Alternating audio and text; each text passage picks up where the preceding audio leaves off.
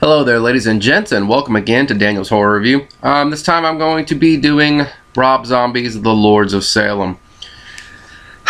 Let me start off by saying I love Rob Zombie's movies. I love his music too. I'm a big Rob Zombie fan. Loved House, Thousand Corpses. Devil's Rejects is one of my favorite movies ever made. I even loved his remakes of Halloween. I thought the first one was really good, and the much maligned second one I actually thought was better than the first one he did. So that's you're either gonna hear that and think, oh, this guy has no fucking clue what he's talking about, he sucks, or you're gonna realize how excited I was to go see this movie. I'm like, Rob Zombie does not disappoint. I put Rob Zombie up there on on my list. Well, he's not as talented as, but I'm saying, like, I have certain directors that I have to see the shit that comes out. Tarantino's one of them. Kevin Smith's one of them. Rob Zombie's up there on the list of when I hear this guy's making a movie, I shit myself with joy. Tarantino's never disappointed me. Kevin Smith has a couple misfires, but as a whole does pretty good. So I'm like, Rob Zombie, I can always count on you. So I go in and see Lords of Salem, which, let's jump into the plot real quick. Pretty much, Lords of Salem stars Sheri Moon Zombie, Rob Zombie's wife, who appears in all of his movies, as a radio DJ named Heidi. She receives a mysterious box from a band called The Lords, and when she plays the music, she starts seeing weird shit. Women around town start experiencing weird shit. Weird shit begins to happen. And, that's pretty much the gist of it. The plot sounds awesome. When I heard that he was making this movie and I read the synopsis for this, I said, man, that sounds really good. The movie itself, for me, was a huge letdown and misfire. I really did not enjoy this in the least. It was excruciating for me to sit through. First off, let me commend him on saying I could see what he was trying to do, and I understand what he was trying to do. He was trying to make a 70s type film of kind of like an Argento style, maybe a Kubrick style film, and he kind of nails it at some points, I think. But me personally, I'm not a big fan of those guys. Aside from The Shining, I never cared that much for Kubrick, and I never cared much for Argento at all. I thought Suspiria is one of the most overrated movies ever made. So I don't like that style, just the pure image-driven style, you know, where not everything makes sense what's going on, but it's more for the atmosphere, the visuals. And he nails the atmosphere, and he nails some pretty creepy visuals.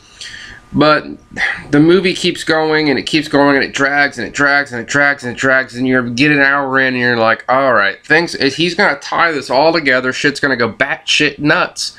It's going to be crazy as hell, and this movie's going to end up being awesome.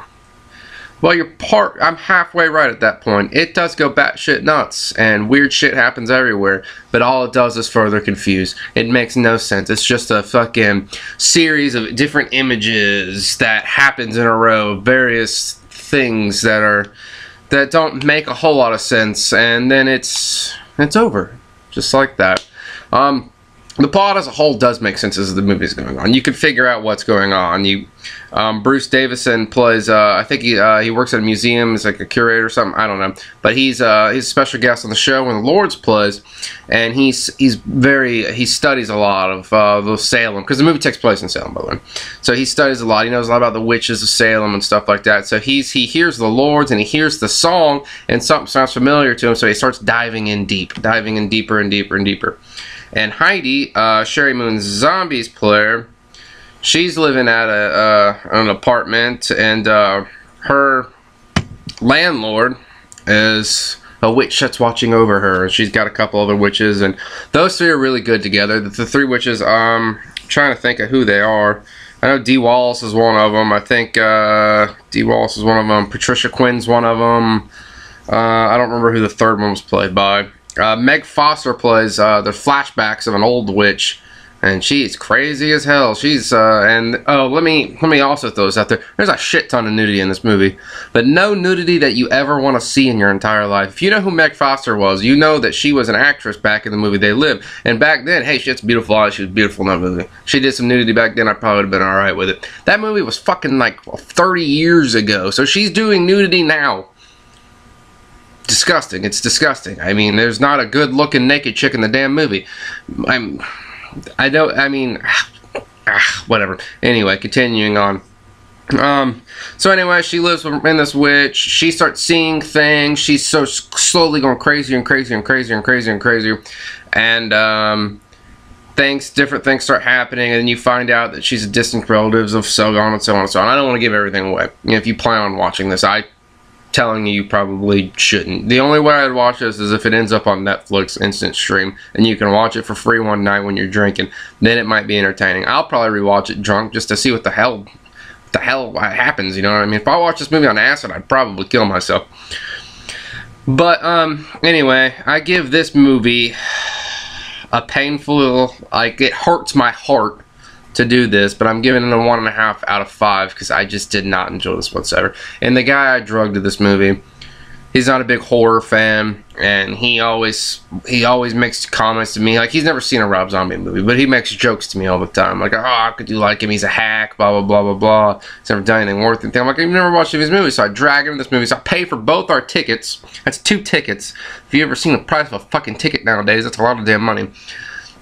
So I take us both there, and he's just downright miserable the entire movie. And I'm like, well, if I was ever going to get you on the Rob Zombie bandwagon, I picked the wrong damn movie to do that with. So, told him he's got to watch Devil's Rejects.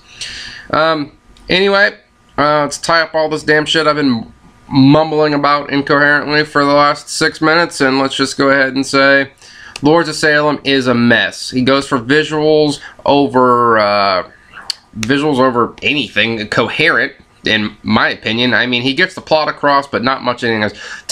To get from point A to point B in this movie, he fucking goes off the road to get there. And although the plot makes sense, everything that leads up to it doesn't, if that makes sense.